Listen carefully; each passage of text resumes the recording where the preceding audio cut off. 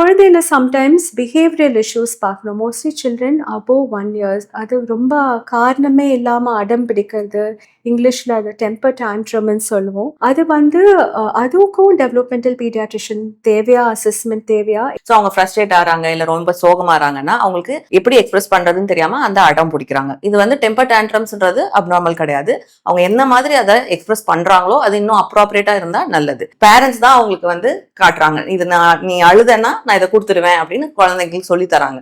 So நம்ம என்ன பண்ணோம்னா கிளியர் பவுண்டரிஸ் இருக்கணும், கன்சிஸ்டண்டா இருக்கணும். இப்போ இதுதான் பண்ண முடியும் அப்படின்றத முதலே செட் பண்ணணும். பவுண்டரிஸ் வந்து குழந்தைங்களுக்கு ரொம்பவே இம்பார்ட்டன்ட். ஒரு வீட்டுலன்னு இருந்தா இது நோன்னு சொன்னாங்கன்னா எல்லாருமே அதை கன்சிஸ்டண்டா ஃபாலோ பண்றது ரொம்பவே பெட்டர். ஸோ பேசிக்கா ஒரு டெம்பர் டான்ட்ரம் இருக்கும்போது ஃபர்ஸ்ட் அதுக்கு முன்னாடி I think we have to educate the family. இந்த மாதிரி ஒரு குழந்தை அடம் பிடிக்கும் போது அதற்காக அழும்போது முதல்ல அது உடனே கொடுத்துடாதீங்க. ஸோ வந்து நோன் ஒரு மதர் சொன்னா எல்லாருமே ஃபேமிலியில நோ தான் சொல்லணும். அவங்க வந்து அவங்கள அழுது கை காலை இடிச்சுக்கிறாங்கன்னா முதல்ல அவங்கள ஒரு சேஃப் ஏரியாவுக்கு அந்த குழந்தைய கூட்டின்னு போங்க.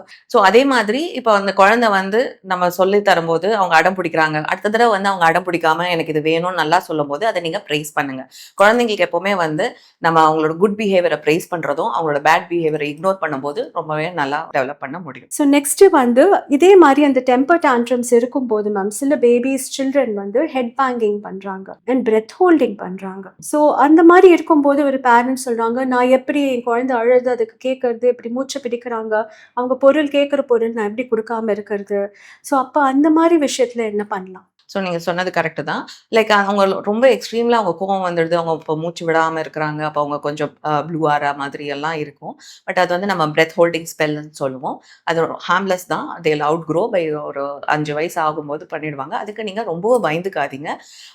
அண்ட் நீங்கள் பார்க்க வேண்டியது என்னென்னா, இப்போ ஹெட் பேங்கிங் இருக்குன்னா அவங்க சேஃபாக இருக்காங்களா, அந்த இடம் சேஃபாக, இன்னும் ஃபர்தராக அந்த ஹெட் பேங்கிங்னால அவங்களுக்கு எதுவும் இன்ஜுரி ஆகாமல் இருக்கான்னு பார்த்துட்டு யூ பி தேர். நீங்கள் வந்து இருக்கணும். அடல்ட் சூப்பர்விஷன் எப்போவுமே இருக்கணும். அவங்க அடம் பிடிக்கிறாங்க அப்படின்னு நீங்கள் விட்டுடாதீங்க.